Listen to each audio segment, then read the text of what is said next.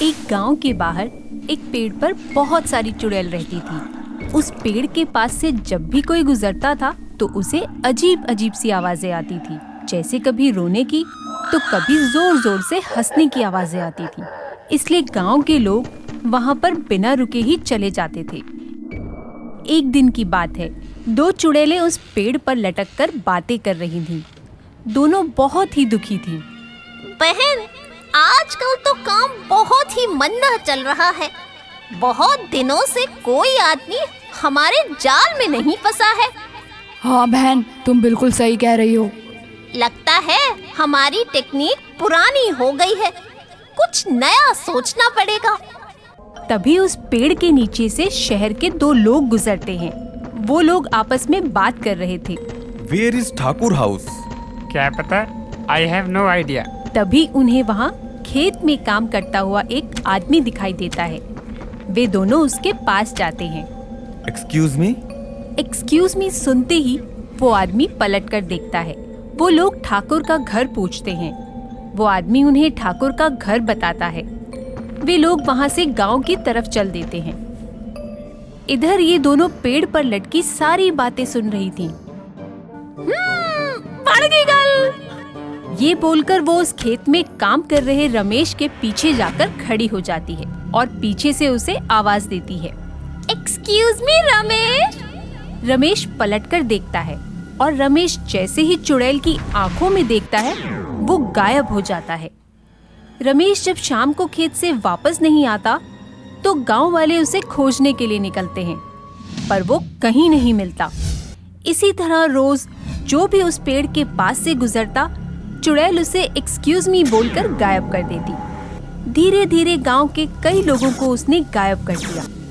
एक दिन की बात है, दो किसान भाई राम और लखन गांव से खेत पर काम करने जा रहे थे। वह जैसे ही पेड़ के पास आते हैं, चुड़ैल पेड़ से नीचे उतरकर उनके पीछे खड़ी हो जाती है। Excuse me Ram. अरे ये कौन बोला? यह बोलकर राम पलटता है तो देखता है कि एक सुंदर लड़की खड़ी है। वो उसकी आंखों में जैसे ही देखता है गायब हो जाता है। लखन भी भाई के साथ पलटता है और अपने भाई को गायब होते देख वो वहाँ से भाग खड़ा होता है। भूत पिशाच निकट नहीं आवे, महावीर जब नाम सुनावे, जय बजरंग बली। लखन गांव वालों को सारी बात बताता है।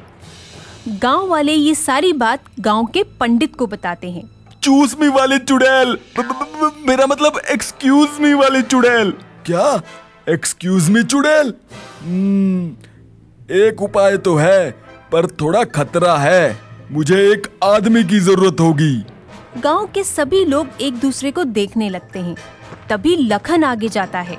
पंडित जी, आप कुछ उपाय बताइए ना। मैं चूस मी वाली चुड़ैल के पास जाऊंगा और अपने भाई को कैसे भी करके वापस लाऊंगा। पंडित लखन को राख देते हैं। जैसे ही वो तुम्हें एक्सक्यूज मी बोले, तुम पलटकर उसके ऊपर ये राख फेंक देना। वो जल जाएगी और हमारे गांव के सारे लोग वापस आ जाएंगे। पर ध्यान रहे, वो तुम्हें बुलाएगी पर जाने का नहीं, और उसकी आंखों में तो बिल्कुल मत देखना, वरना तुम भी गायब हो जाओगे। लखन पंडित जी के बोले अनुसार काम करने के लिए निकल पड़ता है। जैसे ही वह उस पेड़ के नीचे पहुंचता है, तभी उसे पीछे से आवाज आती है, एक्सक्यूज मी लखन। जैसे ही लखन पलट कर देखता है तो उसके सामने एक बहुत सुंदर लड़की खड़ी होती है। चुड़ैल को लखन ऊपर से नीचे तक देखने लगता है। एक्सक्यूज मी लखन, तुम मेरी आंखों में देखो। इतने में लखन का दिमाग ठिकाने आता है और वो तुरंत पलट जाता है और वो सारी बातें उसे याद आने लगती हैं। वो तुम्हें बुलाएगी पर जाने का नहीं, और उसकी आंखों में तो बिल्कुल मत देखना, वरना तुम भी गायब हो जाओगे। बाल बाल बच गए, ये तो वही चुड़ैल है। मेरी आंखों में देखो ना। लखन मुड़ने को होता है पर तभी रुक जाता है। नहीं लखन नहीं, मुड़ना नहीं। बुलाती है मगर जाने का नहीं। तुम मेरी आंखों में देखो। Excuse me Lakhan. लखन, तुम मेरी आंखों में क्यों नहीं देख रहे? देखो ना, am I not so beautiful? नहीं लखन नहीं, मुड़ना नहीं। बुलाती है मगर जाने का नहीं। तभी लखन को ऐसा लगता है जैसे उसका भाई उसे आवाज दे रहा है। उसे भाई की याद आती है। ये क्या करने जा रहा था लखन? अपने भाई को भूल गया तू? कुछ भी हो जाए आज तू अपने भाई को गांव लेकर ही जाएगा।